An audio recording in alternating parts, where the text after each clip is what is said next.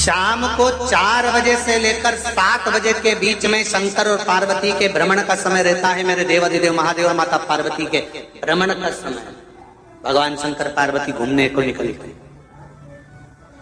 इसलिए हमारा सनातन धर्म कहता है शाम के समय पर माताओं को झाड़ू नहीं लगाना चाहिए, शाम के समय पर माताओं को चूड़ी बिछिया नहीं बदलना चाहिए, शाम के समय पर माताओं को मांग में सिंदूरा नहीं भरना चाहिए, शाम के समय पर माताओं को बाल नहीं बांधना चाहिए, शाम के समय पर माताओं को चौखट पर नहीं बैठना चाहिए। उसका कारण क्या है?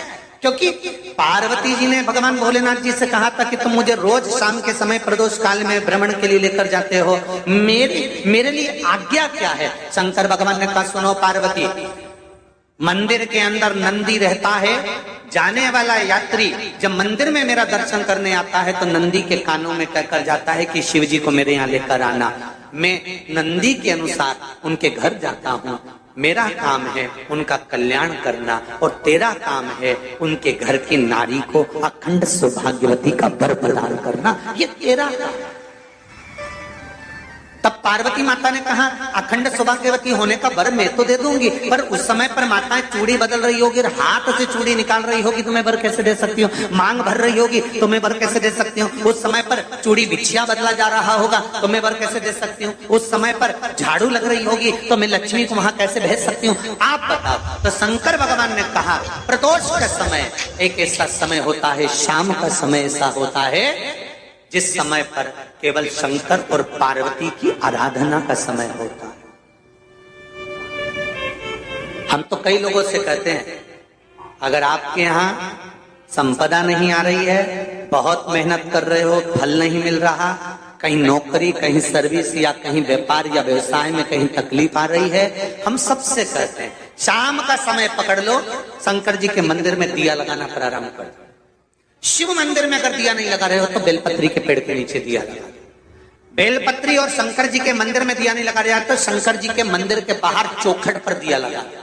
इतना भी नहीं कर सकते तो अपने घर के बाहर अपने द्वार पर दिया लगा दो, पर शंकर जी के नाम का श्री शिवाय नमस्तुभ्यम बोलकर शंकर भगवान को याद कर कर अपनी कामना कर कर बाबा का स्मरण कर कर पंचाक्षर मंत्र नमः शिवाय, षडाक्षर मंत्र ओम नमः शिवाय, द्वादशाक्षर मंत्र ओम नमो भगवते वासुदेवाय, जो मंत्र तुमको याद है उसका स्मरण कर कर लक्ष्मी हो चाहे नारायण हो चाहे राम हो चाहे कृष्ण हो स्मरण कर कर शाम के समय बाहर दिया लगा दो, दरवाजे के पास लगा दो। वो सुनेगा जरूर, आएगा तो उसका वेलकम जरूर होगा और वो कुछ देकर जरूर जाएगा। नियम तो बनाओ, उसकी चौखट पर जाकर कहना प्रारंभ।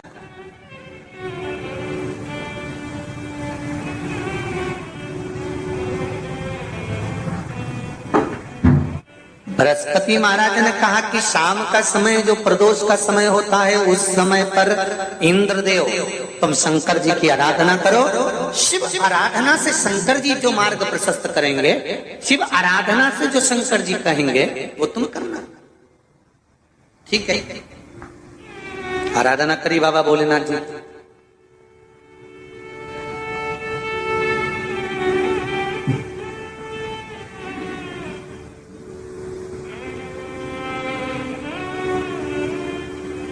मालूम नहीं था इंद्रदेव को।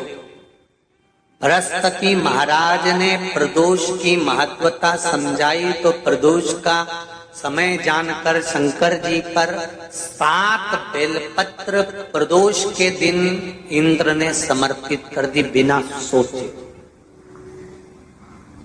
कितनी बेलपत्र? 7। प्रदोष का व्रत करो चाहे ना करो, मंदिर में चढ़ी हुई बेलपत्र को उठा लो,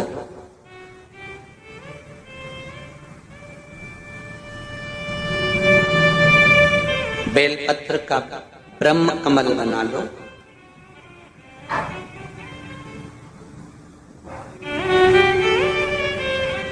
ब्रह्म कमल का मतलब होता है डंडी बीच में रहे, आसपास पत्तियां रहे। 7 पत्ती का ब्रह्म कमल बनाकर, जैसे ये पत्तियां हैं एक जैसी रखी हुई हैं तो इसको फैला लिया 7 पत्ती को, आपस में फैलाकर ब्रह्म कमल बना लें। प्रदोष का व्रत करें ना करें, जरूरी नहीं है कि वृक्ष से ही पत्ती लेकर आओगे तो ही शंकर जी को चढ़ाओगे। शिव जी पे से चढ़ी हुई उठाकर धोकर ब्रह्म कमल बनाकर बाबा से विनय कर कर, हे प्रभु आज मैं इस काम के लिए जा रहा हूं, बाबा मेरा यह कार्य है, बोलकर श्री शिवाय नमस्तुभ्यम बोलकर शिवलिंग पर समर्पित कर दो। दिन भर के प्रदोष व्रत का फल बाबा एक बेलपत्री समर्पित करने पर भी प्रदान कर देता है। शिव है। प्रदोष व्रत कर रहे हो उससे बढ़कर कोई प्रसन्नता नहीं, पर नहीं कर रहे तो प्रदोष के दिन या 12 महीने शिवरात्रि आती है। कर्पूर गौरम करुणावतारम। आप स्वयं कपूर की भांति हैं महाराज। कपूर जानते हो? अरे बोलो तो चमके। आरती में कब जलाया जाता है? जब आरती पूरी हो जाती है। कपूर क्यों जलाया जाता है? बोलते जाओ। कपूर जलाना क्यों जरूरी है? आरती में, यज्ञ में, अनुष्ठान में कपूर की क्या महत्व है? कौन है ये कपूर? कपूर शंकर भगवान को कहा कर्पूर गौरम करुणावतार।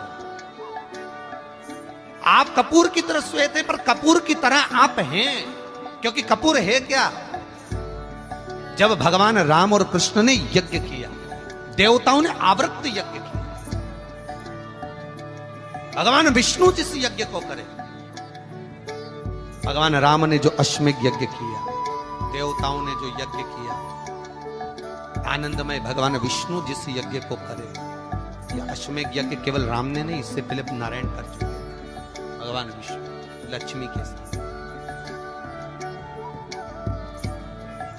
अश्वमेध यज्ञ का अश्व राम जी के समय पर तो लवकुश ने पकड़ा था, पर विष्णु भगवान के समय पर वो यज्ञ का घोड़ा सब दूर घूमता रहा। वो अश्व जो आया वापिस, तो भगवान विष्णु से उस अश्व ने निवेदन करा कि अब मुझे करना क्या, मैं सब दूर से आ चुका, क्या मैं पृथ्वी पर ऐसे ही भ्रमण करता रहूंगा, जगत में ऐसे ही घूमता रहूंगा?